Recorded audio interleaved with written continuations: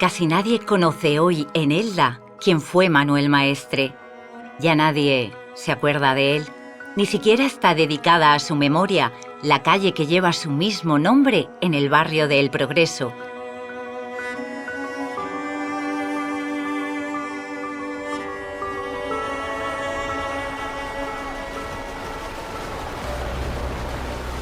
La Primera Guerra Mundial enfrentó a las grandes potencias coloniales de una manera extremadamente brutal y cambió para siempre el modo de vida de los europeos. Muchos países, escasos de lo más imprescindible, tuvieron que buscar fuera de sus fronteras todo tipo de productos. Manuel Maestre Gras fue uno de aquellos empresarios zapateros, capitanes de industria como gustaban llamarse, surgidos con la guerra de 1914. España era un país neutral, por eso, en zonas fabriles como la Elda zapatera, las posibilidades de exportación fácil y bien pagada hicieron posible un desarrollo industrial sin precedentes. Cuando en 1914 comienza la Primera Guerra Mundial, conlleva la movilización de gran parte de la población de los países que están beligerantes. Eso hace que falte mano de obra para las fábricas, que además se llevan a la industria de guerra. Por eso, localidades como Elda, que están en países que no están en guerra, se benefician de pedidos de calzado militar. Concretamente, en Elda se montará una gran empresa que se llama Eugen H. Brown, que es de capital extranjero y que llegará a emplear a 1.500 trabajadores. Para producir todo ese material de calzado hace falta que las empresas se mecanicen, ¿no? Y hasta ese momento, una ciudad como Elda, que venía de una ciudad agrícola y que se había modernizado a base de maquinaria, pero maquinaria muy primigénita. Por ejemplo, la máquina de coser, que prácticamente fue la máquina que estuvo en el calzado desde que empezó el calzado en Elda, ¿no? Y Elda pasa de ser una ciudad agrícola a ser una ciudad industrial, pero ya una ciudad industrial y además con una maquinaria ya, digamos, que con capacidad tecnológica para la época. Uno de los ejemplos de industrialización es la fábrica de Manuel Maestre. Manuel Maestre compra un generador Otto Deutsch, alemán, de 80 caballos. Solamente hay una fábrica que haga también lo mismo, que es la de Hormas de Isidro Aguado, muy importante, de 60 caballos. Eso es un ejemplo de cómo la Elda de la época se está industrializando en una mecanización que ya se electrifica y que hace más complejo y más moderno el sistema de producción de calzado. Esta industrialización va a llevar el nacimiento de dos tipos de zapateros: el zapatero manual, que es el zapatero de toda la vida de silla, y el zapatero mecánico, que es el que va a llevar maquinaria compleja y electrificada. En definitiva, toda esta industrialización lo que va a conllevar es la modernización y el desarrollo de la industria del calzado y de Elda en concreto. Muchas de las empresas que marcaron la vida laboral eldense durante décadas surgieron entonces. Gracias a ello, no es extraño que en la década siguiente, los felices años 20, aumentase el número de los eldenses de clase media, fabricantes, profesionales liberales, contables o encargados generales que pudieron disponer de ciertas comodidades básicas, como una mejor alimentación, ropa más distinguida, viviendas más modernas o algunos caprichos como una segunda residencia o automóvil propio, que casi siempre estaba ligado también a un uso empresarial. Alguno incluso pudo adquirir una cámara de cine. La Elda de los años 20 es una ciudad en ebullición, es una ciudad efervescente, yo diría que es una ciudad irrepetible. Es una ciudad en crecimiento que toma conciencia además de su carácter de ciudad. A pesar de que es una ciudad de provincias, hay una aspiración y una vocación de entrar en la modernidad, y todo esto explota en esos felices años 20. La ciudad crece demográficamente, crece la población.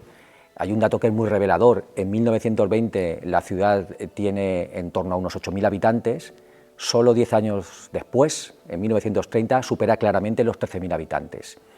Y ese aumento de la población viene sobre todo por las personas que de los pueblos cercanos fundamentalmente y de otras comarcas del entorno acuden a Elda llamados o atraídos por el trabajo, por la industria del calzado que genera empleo. Y esa industria del calzado crea un paisaje nuevo que es heredero en parte de la tradición del siglo XIX, que a principios de la década de los 20 explota también. Hay un paisaje de grandes fábricas, me vienen a la memoria las fábricas de Rodolfo Guarinos, de Pedro Bellot. De hecho, la publicidad de la época nos decía que la fábrica de Rodolfo Guarinos producía 1000 pares al día. Estas fábricas, que crecen sobre todo en la periferia de la antigua villa, del núcleo histórico de Elda, conviven además con talleres, con pequeñas unidades artesanales de producción de zapatos, de calzado, y crecimiento económico, crecimiento demográfico, crea en Elda además una situación en la que hay conflictividad social, porque las ideologías que se consolidan en el siglo XX, el socialismo, el anarquismo, que en Elda tenía mucha implantación y que estuvo bastante perseguido, el republicanismo, son muy representativos y característicos de esta Elda emergente, de esta Elda efervescente. Esta conflictividad social además hunde sus raíces en las profundísimas desigualdades que todavía existían. La Elda del ocio, la Elda de los felices 20, la Elda desenfadada que en crecimiento convivía con otra Elda, con una Elda en la que había todavía grandes bolsas de pobreza, muchos problemas sanitarios, educativos y conflictos sociales. La huelga del hilo, por ejemplo, es uno de estos episodios que nos retrata muy bien esta Elda en la que hay una reivindicación vinculada a una exigencia que tenía que ver con la producción fabril, que es fundamentalmente femenina, que es un asunto muy importante también en aquella época, por la creciente reivindicación del protagonismo de la mujer en el mundo del trabajo, que además en este caso tenemos la constancia de que es apoyada también por los varones, y es un fenómeno bastante interesante a finales de la década de los 20 y principios de la década de los 30.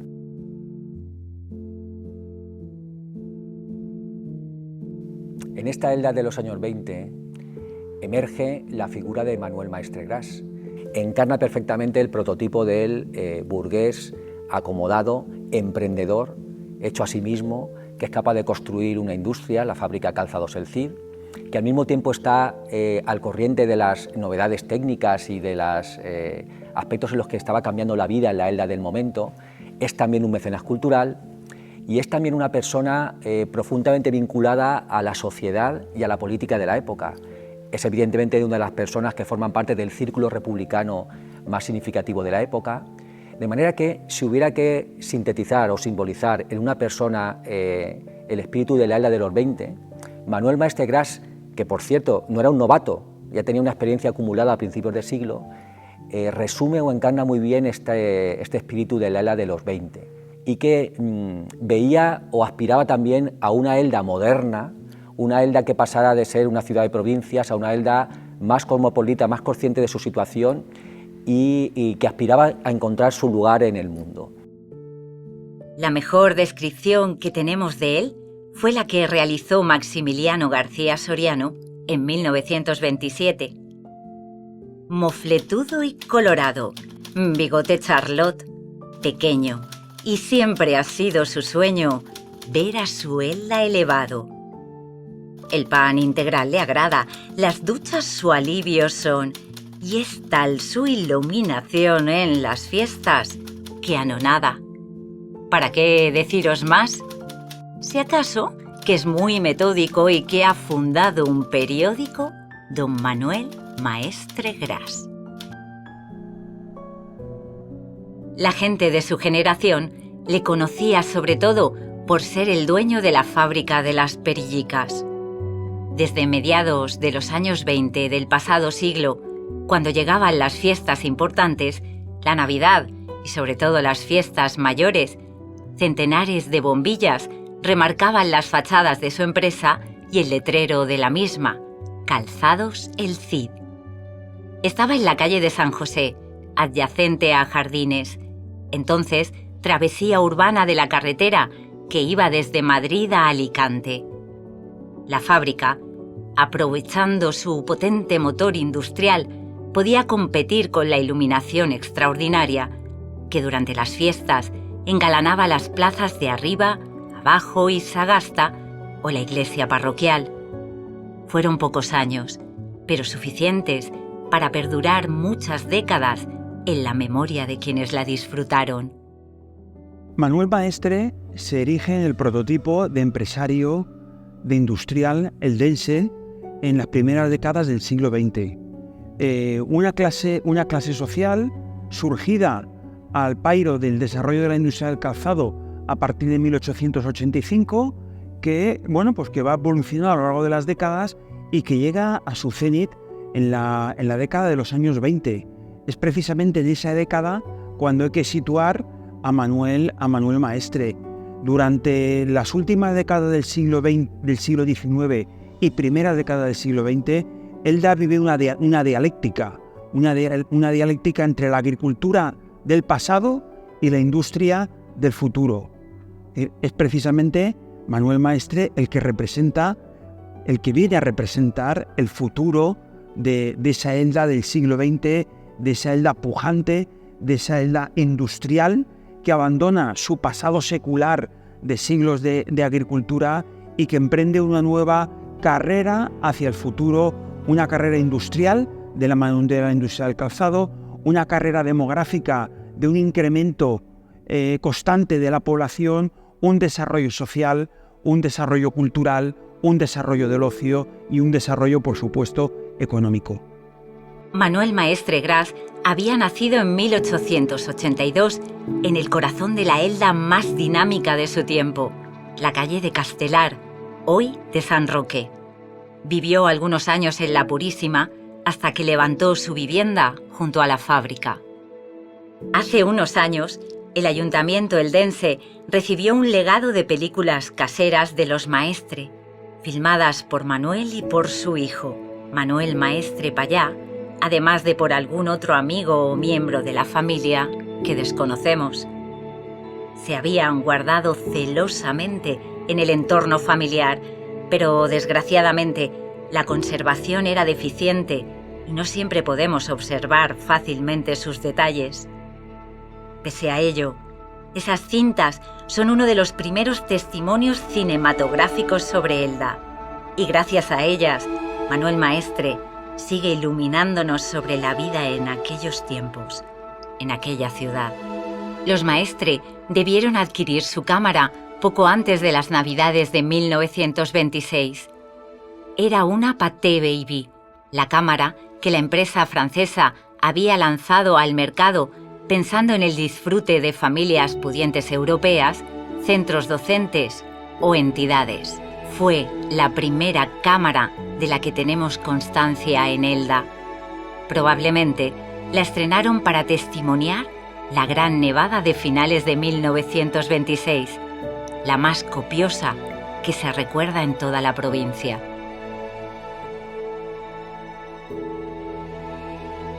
La mayor parte de las cintas son de carácter familiar, pero permiten conocer cómo era entonces la vida de los más afortunados. El tiempo de ocio fue una conquista desigual entre las gentes de principios del siglo XX, y algunas familias ya iban ampliando su territorio cotidiano gracias al automóvil privado o al fácil acceso al ferrocarril. El tiempo del paseo, del juego, de las relaciones sociales se iba ampliando paulatinamente, especialmente para la sociedad burguesa. Sabemos que el ocio habitual de los Maestre estaba ocupado por los paseos por la ciudad, la asistencia a partidos de fútbol, becerradas y comidas con familiares y amigos en fincas agrícolas o segundas residencias muy próximas a Elda. Toda la geografía del valle aparece reflejada. El carril en la salida hacia Alicante, el campo de Monóvar en el poniente, la partida rural petrerense de Caprala o el pantano, ese viejo motor de la Elda agraria que podemos contemplar repleto de agua. Aquel ocio empieza a manifestarse o a cristalizar en nuestra sociedad con dos grandes espacios escénicos. Por un lado, el Teatro Castelar en el año 1904, un espacio abierto a toda la sociedad eldense, tanto proletarios, obreros, como burgueses. es un espacio donde se reciben actuaciones y del propio casino en el que nos encontramos. Eso sí, el casino ya un espacio restringido a una clase social pudiente, a la burguesía industrial. Pero sin lugar a duda, ni ocio obrero ni ocio burgués podría haber surgido en Elda sin la industria del calzado. Los maestre, a finales de los años 20, ya podían permitirse acudir de cuando en cuando a celebraciones especiales.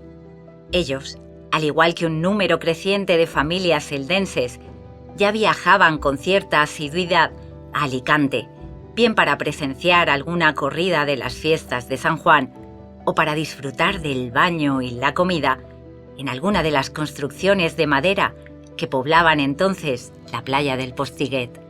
Los maestre también visitaron Valencia en varias ocasiones, disfrutando del paseo por la urbe, de un buen cartel taurino y de la asistencia a las atracciones de todo tipo que poblaban el recinto ferial. Las fallas valencianas, a las que acudieron en 1929, se habían convertido ya entonces en la principal fiesta regional, y numerosos municipios, Elda entre ellos, comenzaban a plantar monumentos y a celebrar verbenas y desfiles.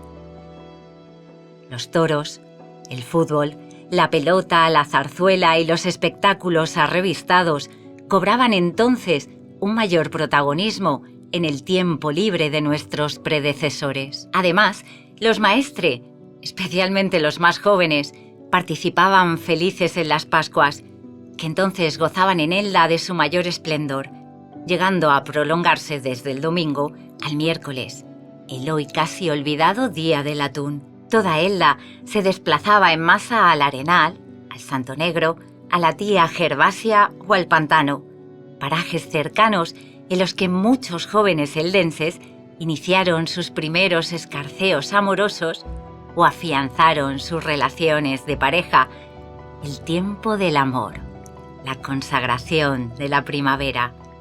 Son reflejados en numerosas cintas, con vestimentas propias de su clase, tal vez demasiado formales, pero con una alegría desbordante.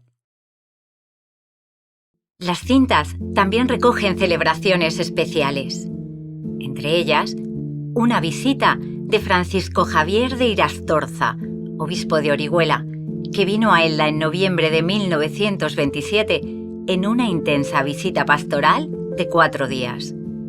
Confirmó a miles de adolescentes y jóvenes, contactó con la sociedad local y visitó algunas fábricas locales, la de Manuel Maestre entre ellas. En su despedida, desde el púlpito, Irastorza pronunció una frase que con diferencias mínimas expresarían en esos años visitantes de ideologías diferentes. Sois un pueblo modelo y orgullo de España, y todo lo debéis a vuestro solo esfuerzo y trabajo. Poco después, en 1929, la familia visitó Barcelona para contemplar la Exposición Universal y filmaron su estancia, aunque la conservación de la cinta es extremadamente deficiente. En otra de estas filmaciones, describe la visita a la casa de Blasco Ibáñez, en la valenciana playa de la Malvarrosa, muy probablemente poco después de la muerte del escritor. Tiene mucho de homenaje al autor de obras como Cañas y Barro, La Barraca o La Araña Negra, entonces el más universal de nuestros escritores del siglo, y también un símbolo de las esencias del republicanismo que en aquel momento se abría paso como ideología dominante entre los empresarios eldenses más dinámicos.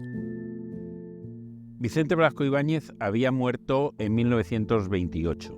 Era un auténtico referente del republicanismo español y especialmente del republicanismo valenciano.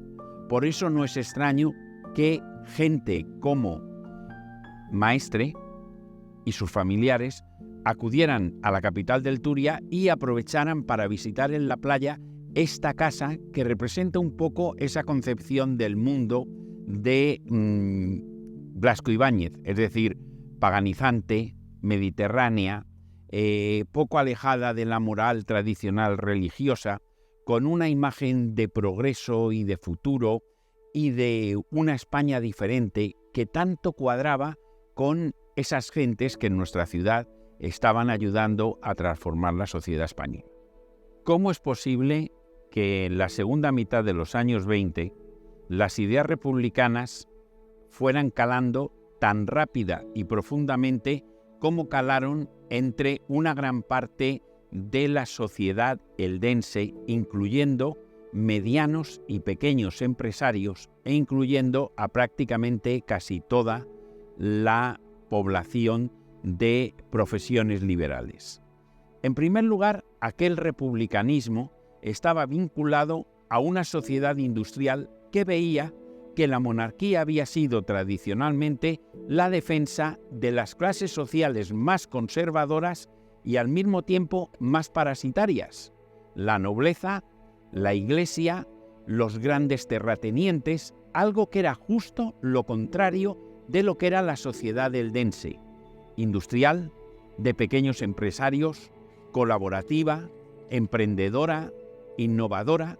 Por lo tanto, el republicanismo eldense será, primera, contra aquello que representa la monarquía, de defensa de una sociedad que era la base de un país atrasado, que no sumaba, que no colaboraba al desarrollo del país. Por otra parte, iban siendo cada vez más profundamente anticlericales, no antirreligiosos, que es distinto, sino anticlericales, es decir, el papel tradicional de la Iglesia, ligado al poder, ligado a una moral absolutamente reaccionaria, completamente contraria a todo lo que significaba progreso e innovación. Por otra parte, necesitaban una sociedad más culta y eran, por lo tanto, partidarios de una educación para todos, lo que se consideraba la educación como ascensor social y además como parte de una sociedad basada en el mérito, basada en el esfuerzo, es decir, aquello que era la propia sociedad eldense, que no era una sociedad con nobles, que no era una sociedad tan religiosa, tenían una sola iglesia y prácticamente muy poquitas ermitas, y la iglesia no era grande tampoco. Por lo tanto, no era un mundo dominado ni por la nobleza, ni por los grandes dueños de las tierras, que ya no predominaban en la ciudad, ni era tampoco una sociedad tradicional. Para ellos, el tren, el comercio, el trabajo, la mecanización, la transformación de un país en beneficio de las clases que trabajaban, no de aquellas que monopolizaban la riqueza. Otro importante momento político, reflejado por la Cámara de los Maestres, fue la visita a Elda, en mayo de 1928, de Marcelino Domingo, gran impulsor del Partido Republicano Radical Socialista. En Elda le apoyaron buena parte de los empresarios y profesionales liberales, como Ángel Vera Coronel, el también fabricante y político Vicente Gil, o los profesores José Verdú y José Tomás. Fue, sin duda, el partido más influyente en la Elda de los años 30. Se fusionó pronto con los seguidores de Azaña en la izquierda republicana. A él pertenecieron casi todos los alcaldes eldenses de aquellos años. Los Maestres filmaron la visita a Elda de Marcelino Domingo y también momentos de su estancia en el balneario de Busot, entonces el principal hotel de la provincia. Allí, algunos republicanos eldenses visitaron al político catalán mientras éste se reponía por prescripción médica. Tal vez las cintas más interesantes sean aquellas que reflejan la propia fábrica de calzados El Cid, comenzando por las oficinas de la misma, la decoración festiva de la fábrica o la salida de los trabajadores, en la que puede apreciarse la vestimenta de los obreros y obreras de aquellos años.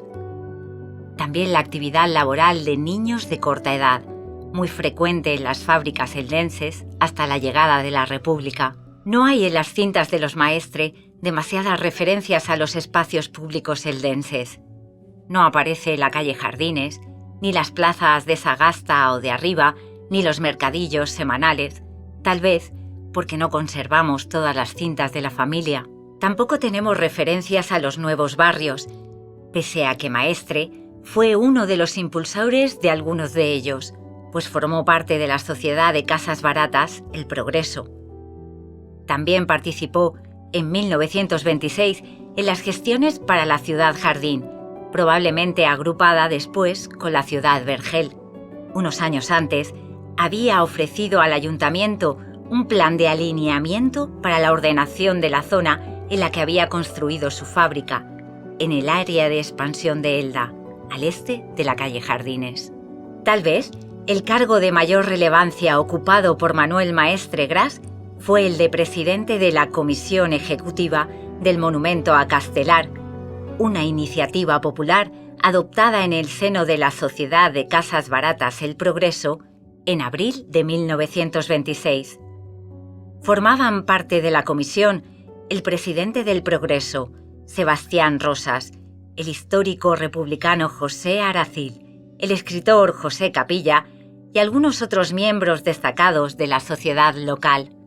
Su actividad permitió que el 7 de septiembre de ese mismo año ya se colocase una bella lápida de corte modernista en la fachada de la casa en la que el tribuno republicano habitó en su infancia, con masiva asistencia de conciudadanos. En solo unos meses, la comisión había sido capaz de recaudar ya más de 2.000 pesetas para la construcción del monumento a Castelar. Desde las grandes fábricas a las sucursales bancarias, junto a gentes de toda condición, todos irían realizando su aportación periódica para conseguir la construcción de la estatua que hoy preside el jardín más apreciado de Elda. En 1932, cuando fue inaugurado por autoridades nacionales, con la asistencia de Miguel de Unamuno, Manuel Maestre ya no presidía la comisión, aunque seguía formando parte de la misma. La gran contribución de Manuel Maestre Gras a Elda fue el patrocinio del semanario Idella, fundado en 1926 y mantenido semanalmente hasta 1930, cuando las dificultades financieras afectaron a Calzados El Cid. En este semanario participaron escritores locales como José Capilla, Maximiliano García Soriano, Emilio Rico Albert o el dibujante Óscar Porta. También el socialista Luis Arraez, el republicano Ángel Vera Coronel y algunos empresarios destacados. Siempre se trató de acercar a nuestros ciudadanos lo mejor del pensamiento español de aquellos años. Fueron colaboradores ocasionales los escritores José Martínez Ruiz, Azorín, y Gabriel Miró.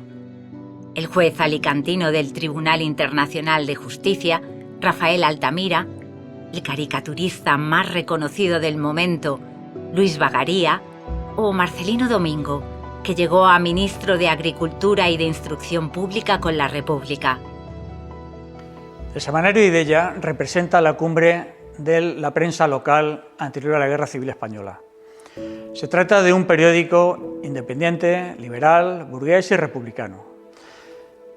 Su creación fue posible gracias al respaldo económico de Manuel Maestre Gras, que en febrero de 1926 sacó el primer número de la revista. Los 4 directores que tuvo a lo largo de su historia fueron Maximiliano García Soriano, Antonio González Vera, José Capilla Beltrán y Cándido Amat Casáñez. La andadura de Idella se prolongó durante 4 años, sacando el último número en marzo de 1930. El periódico contaba con distintas secciones.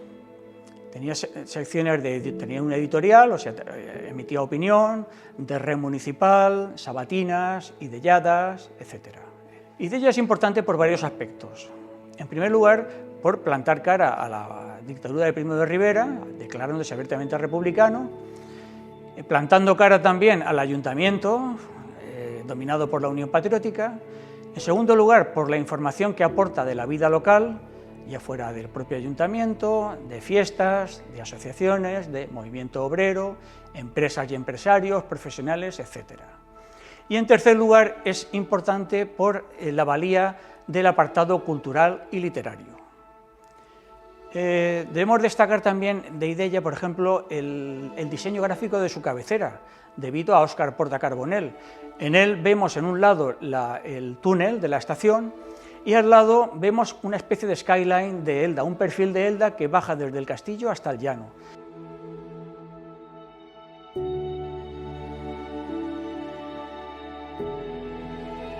El semanario Ideya representa la cumbre, la gloria de la historia de la prensa aldense en el periodo anterior a la Guerra Civil.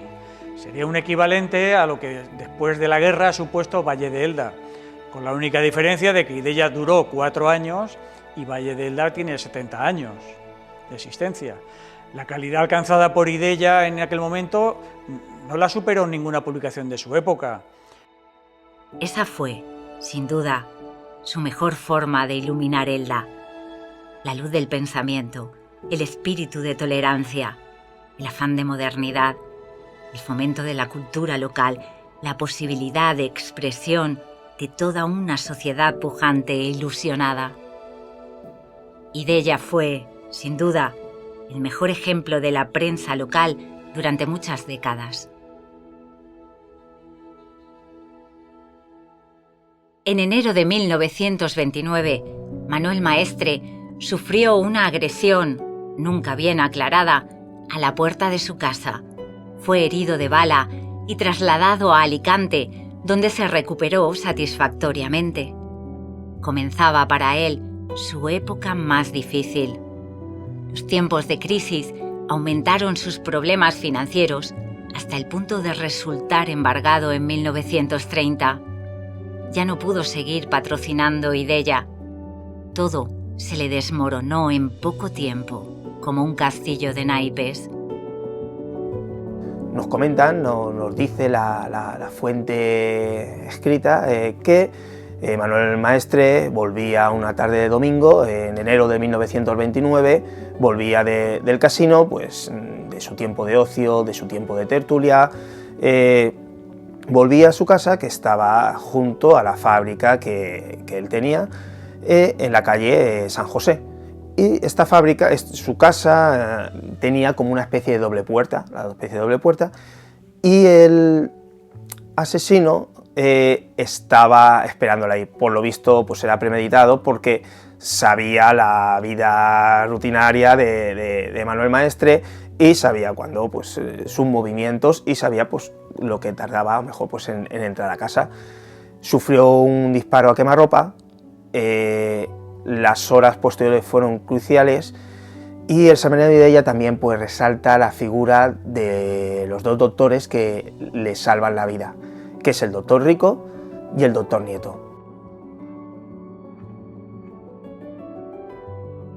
Hay muchas especulaciones, pues, se cree que puede ser un antiguo empleado de la fábrica, puede ser también algún anarquista, sindicalista, de los movimientos obreros que estaban en auge en aquella época, o simplemente por envidias. Él finalmente fallece el 19 de septiembre de 1933 a la edad de 51 años, y esto ya, pues, repercute a nivel familiar y nivel económico de su familia y descendientes, el cual nos cuentan fuentes orales de su familia, donde su hija Caridad junto con su tía viajaron a Madrid varias veces en tren para vender las famosas perillicas que iluminaron la fábrica de calzados El Cid y también iluminaban Elda. Cuando el sábado 16 de enero de 1932 Alcalá Zamora llegó a Elda en visita oficial, los Maestre habían perdido su antiguo protagonismo social. Sin embargo, todavía poseían algunas cintas vírgenes. Con una de ellas y la cámara Paté que habían comprado en años de bonanza, pudieron grabar cómo el presidente se dirigía a la multitud desde el balcón del ayuntamiento, antes de marchar a colocar la primera piedra del monumento que la Sociedad del Progreso y toda Elda con ella levantaron a Castelar. Solo se filmaron unos pocos segundos, pero los suficientes para que Manuel Maestre, por última vez, pudiera seguir iluminándonos sobre nuestro pasado. Las películas de Manuel Maestre Gras y de su hijo Manuel Maestre Pallá tienen un valor doble. Por un lado, son las grabaciones domésticas o caseras de una familia burguesa, acomodada, que nos permiten acercarnos a su vida cotidiana, a su vida social, cultural, como cualquier familia hoy en día grabaría sus vídeos, y eso en sí mismo es una ventana muy importante para, a través de su lente, conocer cómo era la Elda de la época. Es una oportunidad irrepetible. Nos permiten además entrar y navegar en una Elda a través del patrimonio histórico audiovisual, no intencionada, muy libre de prejuicios. Ellos no grababan con vocación de hacer historia, simplemente grababan su historia, y eso es lo que compartimos ahora. En definitiva, son un reflejo casi perfecto de la historia de la Elda de los años 20. Es un relato vivo, fresco, directo y cercano de una experiencia familiar y una experiencia de ciudad irrepetibles.